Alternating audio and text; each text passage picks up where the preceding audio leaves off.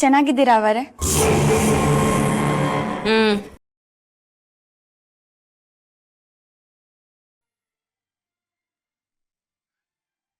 ಹೇಗಿದೆ ಚಿನ್ನು? ಚೆನ್ನಾಗಿದ್ದೀನಿ ಅಪ್ಪಾಜಿ. ಚಿನ್ನು, ಎಲ್ರಿಗೂ ಹೋಗಿ ಕಾಫಿ ತಗೊಂಬ. ಸರಿ ಅವರೇ. ಕಲ್ಪನಾ, ಏನು ಒಂದು ಫೋನು ಮಾಡದೆ ಇದ್ದಕ್ಕಿದ್ದಾಗೆ ಬಂದ್ಬಿಟ್ಟಿದ್ಯಲ್ಲ, ಏನು ಸಮಾಚಾರ? ಇದಳಲ್ಲ ಇವಳು ನನ್ನ ಮಗಳು, ನಿನ್ನ ಮೊಮ್ಮಗಳು. ಇವಳಂತ ಬೇಜವಾಬ್ದಾರಿ ಹುಡುಗಿನ ನಾನೆಲ್ಲೂ ನೋಡಿಲ್ಲಮ್ಮ. ಶುರು ಮಾಡಿದ್ಯಾ? ನನ್ನ ನೋಡಿದ್ರೆ ನಿನ್ಗೆ ಏನಾದ್ರೂ ಹೇಳ್ಬೇಕು ಅಂತ ಅನ್ಸುತ್ತೆ ಅಲ್ಲ? ನಾನೇನ್ ಕಲ್ಪನೆ ಮಾಡ್ಕೊಂಡು ಹೇಳ್ತಾ ಇಲ್ಲ ಗೊಂಬೆ. ನಿನ್ನ ಕಾಲೇಜಿಂದನೇ ಪ್ರಿನ್ಸಿಪಲ್ ಫೋನ್ ಮಾಡಿದ್ರು. ನೆಕ್ಸ್ಟ್ ವೀಕ್ ಎಕ್ಸಾಮ್ ಇದೆಯಂತೆ. ನಿಮ್ ಮಗಳು ಇನ್ನೂ ಹಾಲ್ ಟಿಕೆಟ್ ತಗೊಂಡಿಲ್ಲ. ಈ ವರ್ಷ ನಿಮ್ ಮಗಳು ಎಕ್ಸಾಮ್ ತಗೋತಾಳೋ ಇಲ್ವೋ ಅಂತ ಅವರೇ ಕೇಳಿದ್ದು. ಅಷ್ಟೇ ತಾನೇ, ನೀನೇ ಫೋನ್ ಮಾಡಿ ಹೇಳಿದ್ರೆ ಆಗಿರೋದಪ್ಪ. ನಾನ್ ಕಾಲೇಜ್ಗೆ ಹೋಗಿ ಹಾಲ್ ಟಿಕೆಟ್ ತಗೊಂಡ್ ಬರ್ತಿದ್ದೆ. ಅದೇನೋ ಒಂದ್ ದೊಡ್ಡ ವಿಷಯನ ತರ ಹೇಳ್ತಿದ್ದಾರೆ. ನೋಡಿದ್ಯಮ್ಮ ಹೇಗ್ ಮಾತಾಡ್ತಾಳೆ. ಅವಳಿಗೆ ನಾನು ಇಲ್ಲಿ ಬಂದಿದ್ದೆ ದೊಡ್ಡ ತಪ್ಪಾಗೋಯ್ತು. ಹೋಗಿ ಬ್ಯಾಗ್ ರೆಡಿ ಮಾಡ್ಕೊ, ಇಲ್ಲಿದ್ರೆ ನೀನು ಓದೋದಿಲ್ಲ. ನಾನ್ ಎಲ್ಲಿಗೂ ಬರಲ್ಲ, ನಾನು ಇಲ್ಲೇ ಇರ್ತೀನಿ. ಹಾಲ್ ಟಿಕೆಟ್ ತಗೊಳ್ಳೋದನ್ನೇ ಮರ್ತಿದ್ಯಾ? ಇನ್ನು ಎಕ್ಸಾಮ್ ಜ್ಞಾಪಕ ಇರುತ್ತಾ? ಬೇಡ ಬೇಡ, ಮೊದಲು ನಡಿ. ಎಕ್ಸಾಮ್ ಮುಗಿದ್ಮೇಲೆ ಬರುವಂತೆ. ಪಪ್ಪ, ಗೊಂಬೆ, ಪಾರ್ವತಿ ಅವ್ರನ್ನ ನೋಡ್ಕೊಳ್ಳೋದಕ್ಕೆ ಚಿನ್ನು ಇದ್ದಾಳ್ತಾನೆ. ಅರೆ ಮರ್ತೇ ಬಿಟ್ಟಿದೆ. ಪಾರ್ವತಿ ಅವ್ರು ಹೇಗಿದ್ದಾರೆ?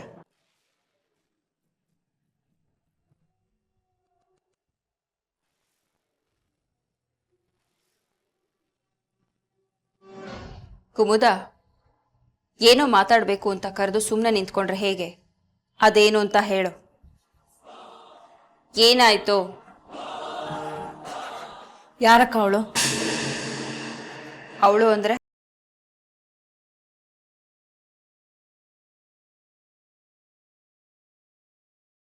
ಆ ಹುಡುಗಿ ಯಾರು? ಅವಳು ಗೊಂಬೆಗೆ ಹೇಗೆ ಸಿಕ್ಕಂದು? ಅವಳನ್ನ ನಿಮ್ಮ ಮನೆಯಲ್ಲಿ ಏನಕ್ಕೆ ಸೇರಿಸ್ಕೊಂಡೆ? ನಿಮ್ಮ ಮನೆಯಲ್ಲಿ ಸೇರಿಸ್ಕೊಂಡೆ ಓಕೆ, ನಮ್ಮ ಮನೆಗೆ ಯಾಕೆ ಕಳಿಸ್ಕೊಟ್ಟೆ? ಆ ದರಿದ್ರ ಲಕ್ಷ್ಮಿ ಬಗ್ಗೆ ಮಾತಾಡ್ತಿದ್ಯಾ? ಯಾವ ಲಕ್ಷ್ಮಿನೋ ಏನೋ, ಅವಳನ್ನ ಎಲ್ಲರೂ ಚಿನ್ನು ಅಂತಾರೆ. ಯಾರ ಚಿನ್ನು? ಏನಾಯ್ತು ಕುಮುದ? ಏನಾಗಬಾರ್ದು ಅದೇ ಆಯ್ತು ಅಕ್ಕ. ಆ ದರಿದ್ರದೋಳ್ಗೋಸ್ಕರ ನಿನ್ನ ಮಗಳು ನನ್ನ ಮರ್ಯಾದೆನ ಎಲ್ರೂ ಎದುರುಗೆ 3 ಕಾಸಿಗೆ ಹರಾಜು ಹಾಕ್ಬಿಟ್ಲು. ನಿನ್ ನೋವು, ನಿನ್ ದುಃಖ, ನಿನ್ನ ಕೋಪ ನನಗೆ ಅರ್ಥ ಆಗತ್ತೆ ಕಣೆ. ಇವತ್ತು ನೀನ್ ಏನ್ ಅನುಭವಿಸ್ತಿದ್ಯೋ ಆ ದರಿದ್ರದವಳಿಂದ ನಾನು 100 ಪಟ್ಟು ಅನುಭವಿಸ್ತಾ ಇದ್ದೀನಿ. ಸರಿ, ಅದೇನಾಯ್ತು ಅಂತ ಹೇಳು.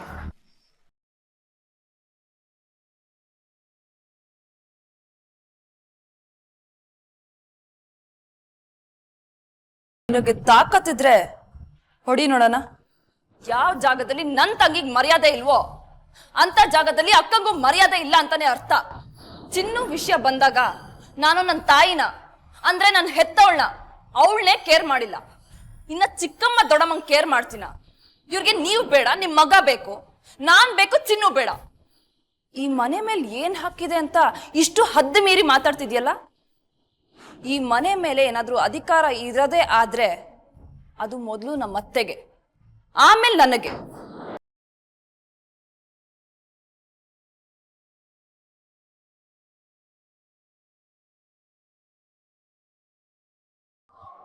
ನೀನ್ ಹೇಳೋದು ನನಗೆ ಚೆನ್ನಾಗಿ ಅರ್ಥ ಆಗುತ್ತೆ ಕುಮುದ. ಆದ್ರೆ ನನ್ನ ಮಗಳೇ ನನಗೆ ಅರ್ಥ ಆಗ್ಲಿಲ್ಲ. ಆ ದರಿದ್ರದವಳು ಯಾರು, ಎಲ್ಲಿಂದ ಬಂದ್ಲು, ಹೇಗ್ ಬಂದ್ಲು, ನನ್ನ ಮನೆಗೆ ಯಾಕೆ ಬಂದ್ಲು, ನನ್ನ ಮಗಳಿಗೆ ಹೇಗ್ ಸಿಕ್ಕದ್ಲು, ಎಲ್ಲ ನನಗೆ ಕಣ್ ಕಟ್ದಾಗ ಆಗಿದೆ. ಎಷ್ಟೇ ವಿರೋಧಿಸಿದ್ರು ಏನು ಪ್ರಯೋಜನ ಆಗ್ಲಿಲ್ಲ. ಹಾಗಂದ್ರೆ ಏನ್ ಅರ್ಥ ಅಕ್ಕ? ಅವಳು ಏನೆಲ್ಲ ಅನಾಹುತ ಮಾಡ್ತಿದ್ದಾಳೆ ಅಂತ ನಿನ್ಗೇನಾದ್ರೂ ಗೊತ್ತಾ?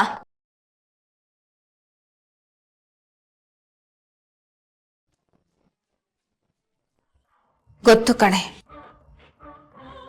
ಅವಳ ಕಾರಣಕ್ಕೆ ನಾನು ಎಷ್ಟು ಚಿತ್ರಹಿಂಸೆ ಅನುಭವಿಸ್ತಾ ಇದ್ದೀನಿ ಅಂತ ನಿನಗೇನು ಗೊತ್ತು? ಆ ದಿಕ್ಕು ದೆಸೆ ಇಲ್ದಿರೋಳನ್ನ ವಹಿಸ್ಕೊಂಡು ನನ್ನನ್ನ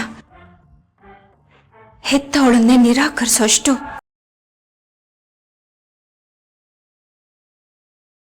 ಇದೆಲ್ಲ ಹೇಗಾಯ್ತಕ್ಕ? ಗೊಂಬೆ ಯಾಕೆ ಬದಲಾದ್ಲು? ಅಲ್ಲ, ಗೊಂಬೆನ ನಂಬ್ಕೊಂಡು ನಾನು ನೀನು ಪ್ಲಾನ್ ಮಾಡಿದ್ದಲ್ಲ, ಈಗ ಏನಾಗ್ಬೇಕು?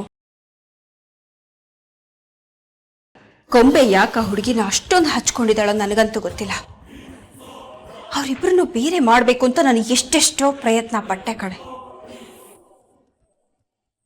ಆ ದರಿದ್ರದವಳ ಬಗ್ಗೆ ಒಂದು ವಿಷಯ ಹೇಳಿದ್ರು ಸಾಕು, ಒಂದು ವಿಷಯನೂ ಗೊಂಬೆ ಸಹಿಸ್ಕೊಳ್ಳಲ್ಲ. ನನಗೆ ಕೋಪ ತಡೆಯಕ್ಕಾಗ್ದೇನೋ ಕೇಳಿದೆ. ಯಾವಾಗ್ಲೂ ಚಿನ್ನು ಚಿನ್ನು ಅಂತೀಯಲ್ಲ, ನಾಳೆ ನೀನು ಮದುವೆ ಆಗೋ ಗಂಡನ್ನು ಅವಳ ಜೊತೆ ಹಂಚ್ಕೋತೀಯಾ ಅಂತ. ಅಕ್ಕ, ಹೌದು ಕಣೆ, ಯಾರಾದರೂ ತಾಯಿ ಮಗಳನ್ನ ಕೇಳೋ ಪ್ರಶ್ನೆನ ಅದು. ಆದರೂ ನನ್ನ ಕೋಪ ತಡೆಯಕ್ಕಾಗದೆ ಕೇಳ್ಬಿಟ್ಟೆ. ಅದಕ್ಕೆ ಅವಳು ಏನಂತ ಉತ್ತರ ಕೊಟ್ಲು ಗೊತ್ತಾ? ಅಂತ ಸಂದರ್ಭ ಬಂದ್ರೆ ಚಿನ್ನುನ ನನ್ನ ಗಂಡನ ಜೊತೆ ಹಂಚ್ಕೋತೀನಿ ಎಂದ್ಲು.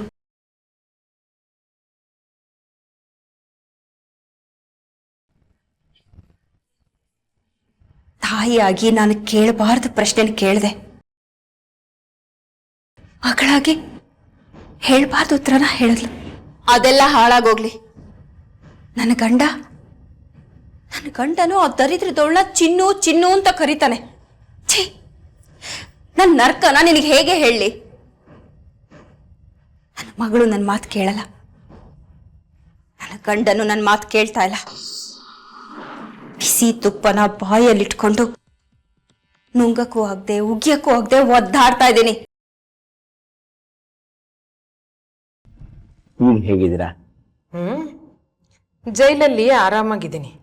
ಜೈಲರ್ಗಳಿಬ್ರು ಚೆನ್ನಾಗಿ ನೋಡ್ಕೋತಾ ಇದ್ದಾರೆ. ಯಾಕೆ ಹಾಗೆ ಹೇಳ್ತಿದ್ದೀರಾ? ಇನ್ನೇನ್ ಕೈಲಾಶ್, ಮಂಚ ಬಿಟ್ಟು ಇಳಿಯೋ ಹಾಗಿಲ್ಲ, ಇಳಿದು ನಡೆಯೋ ಹಾಗಿಲ್ಲ. ಇವಳು ಕೊಟ್ಟಿದ್ದನ್ ತಿನ್ಬೇಕು, ನುಂಗ್ಬೇಕು. ಇವಳು ನನಗತ್ತೇನೋ ನಾನು ಇವಳಿಗತ್ತೇನೋ ಒಂದು ಗೊತ್ತಾಗ್ತಾ ಇಲ್ಲ. ಸಾಲದ್ದು ಅಂತ ಇವಳ ಜೊತೆ ಅವಳೊಬ್ಳು ಬೇರೆ ಬಂದಿದ್ದಾಳೆ. ಕಂತೆಗ್ ತಕ್ಕ ಬೊಂತೆ ಅಂತಾರಲ್ಲ ಹಾಗೆ ಬಂದ್ಲು ನೋಡಿ. ಬಾ ಮಗಳೇ, ನಿನ್ ಬಗ್ಗೆನೆ ಮಾತಾಡ್ತಾ ಇದ್ವಿ. ನಿನಗೆ 100 ವರ್ಷ ಆಯಸ್ಸು. ಚಿನ್ನು ನಮ್ ಬಗ್ಗೆ ಮಾತಾಡ್ತಿರ್ಲಿಲ್ಲ, ನಮ್ ಬಗ್ಗೆ ಪಪ್ಪನ ಹತ್ರ ಚಾಡಿ ಹೇಳ್ತಿದ್ರು. ಅಪ್ಪಾಜಿ ಟೀ ತಗೊಳ್ಳಿ. ಚಿನ್ನು, ನೀನ್ ಮಾಡ್ಕೊಡೋ ಟೀ ಕುಡ್ದು ಎಷ್ಟು ದಿವಸ ಆಯ್ತು. ಟೀ ಕುಡಿಬೇಕಾದ್ರೆಲ್ಲ ನಿನ್ನ ನೆನ್ಸ್ಕೊಳ್ತೀನಿ ನಾನು. ಬರೀ ಟೀ ಅಷ್ಟೇ ಅಲ್ಲ, ಅವಳು ಯಾವ ಕೆಲಸ ಮಾಡಿದ್ರು ಅಚ್ಚುಕಟ್ಟಾಗೆ ಮಾಡ್ತಾಳೆ. ಅಪ್ಪಾಜಿ ಊಟಕ್ಕೆ ಇರ್ತೀರಲ್ಲ? ಇಲ್ಲ ಅನ್ಸುತ್ತೆ ಮಗಳೇ, ಹೊರಡ್ತೀನಿ. ಕಲ್ಪನಾ ಇಲ್ಲಿ? ಗೊತ್ತಿಲ್ಲ ಅಪ್ಪಾಜಿ, ನಾನು ಹೋಗಿ ನೋಡ್ಲಾ? ಬೇಡ ಬಿಡಮ್ಮ, ನಾನೇ ನೋಡ್ತೀನಿ. ಸರಿ, ಹಾಗಾದ್ರೆ ನಾ ಹೊರಡ್ತೀನಿ. ನಿಮ್ಮ ಆರೋಗ್ಯ ನೋಡ್ಕೊಳ್ಳಿ. ಹೊರಡೋಣ ಮಗಳೇ.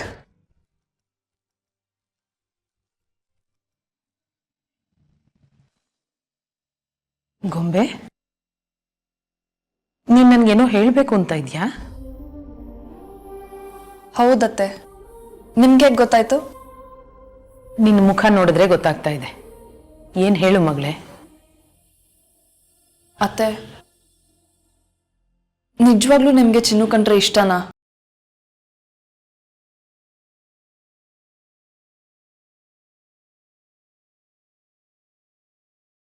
ನಿನ್ನೆ ಮೊನ್ನೆ ಬಂದವಳು ನಿನ್ನ ಮಗಳನ್ನ ಕೈಯಲ್ಲಿ ಇಟ್ಕೊಂಡು ನಿನ್ನನ್ನು ಆಟ ಆಡಿಸ್ತಿದ್ದಾಳೆ ಅಂದರೆ ಏನು ಅರ್ಥ ಅಕ್ಕ? ನೀನು ಕಣ್ಣು ಬಿಟ್ಟರೆ ಸಾಕು, ಗೊಂಬೆ ನಿನ್ನ ಮುಂದೆ ನಿಂತ್ಕೊಂಡು ಮಾತಾಡ್ತಾನೆ ಇರಲಿಲ್ಲ. ಆದರೆ ಈಗ ನಿನ್ನ ಮುಂದೆ ದನಿ ಏರಿಸಿ ಮಾತಾಡ್ತಿದ್ದಾಳೆ ಅಂದರೆ ಏನು ಅರ್ಥ? ಇವತ್ತು ಬೆಳಗ್ಗೆ ಗೊಂಬೆ ಎಲ್ಲರೂ ಎದುರಿಗೆ ನನಗೆ ಮಾಡಿದ ಅವಮಾನನ ಈ ಜನ್ಮದಲ್ಲಿ ನಾನು ಮರೆಯೋದಿಲ್ಲ. ಆ ದರಿದ್ರದವಳು ಬಂದ ಮೇಲೆ ನಮ್ಮನೆ ಮೊದಲಿನ ಹಾಗಿಲ್ಲ ಕುಮುದ.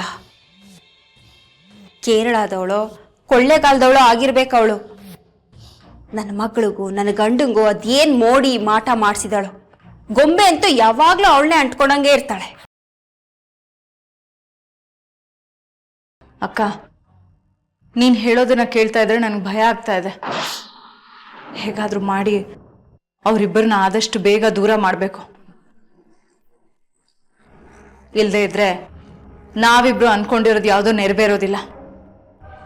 ಏನಾದರೂ ಒಂದು ಕಾರಣ ಹುಡುಕಿ ಅವಳನ್ನ ಮನೆಯಿಂದ ಒದ್ದು ಆಚೆಗೆ ಹಾಕು.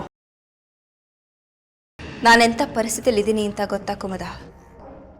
ನಾನು ಅವಳನ್ನ ಮನೆಯಿಂದ ಹೊರಗಾಕದಿರಲಿ, ಆ ಮಾತಾಡಿದ್ರೆ ಸಾಕು ನನ್ನ ಗಂಡ ನನ್ನ ಮಗಳು ನನ್ನನ್ನೇ ಮನೆಯಿಂದ ಹೊರಗಾಕೋದಕ್ಕೂ ಹೇಸಲ್ಲ. ನನ್ನ ಎರಡನೇ ಮಗಳು ಚಿನ್ನು ಇದ್ಲಲ್ಲ, ಅವಳನ್ನೇ ಇವಳು ಅನ್ಕೊಂಡಿದ್ದಾಳು ಗೊಂಬೆ. ಗೊಂಬೆ ಮನಸ್ಸಿಂದ ಅದನ್ನ ಹೇಗೆ ಕಿತ್ತಾಕ್ಬೇಕೋ ಗೊತ್ತಾಗ್ತಾ ಇಲ್ಲ. ಗೊಂಬೆ ಎದುರಿಗೆ ಆ ದರಿದ್ರದವಳನ್ನ ಬೈಯೋ ಹಾಗೂ ಇಲ್ಲ, ಗದ್ರೋ ಹಾಗೂ ಇಲ್ಲ. ಒಂದೊಂದ್ಸಲ ಅವರಿಬ್ರು ಆಡೋ ಆಟ ನೋಡಿದ್ರೆ ನನಗೆ ಹುಚ್ಚೆ ಹಿಡ್ದಾಗತ್ತೆ. ಆ ದರಿದ್ರದವಳಿಂದ ನನ್ನ ಗೊಂಬೆನ ದೂರ ಮಾಡೋದಕ್ಕೆ ಪ್ರಯತ್ನ ಪಡ್ತಾ ಇದ್ದೀನಿ ಅಂತ ಗೊತ್ತಾದ್ರೆ ಸಾಕು, ನನ್ನ ಕತೆ ಮುಗ್ದ ಹಾಗೆ. ಮದ್ವೆ ಬೇರೆ ಹತ್ರ ಬರ್ತಿದೆ.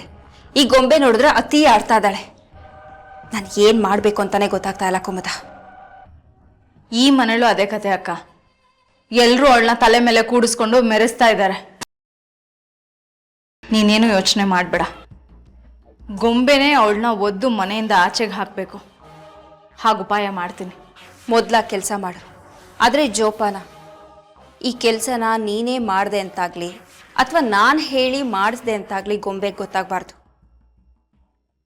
ಅಕಸ್ಮಾತ್ ಗೊತ್ತಾದ್ರೆ ಆಗ್ಬಾರ್ದ್ರಾದಂತಾನೆ ಆಗೋದು.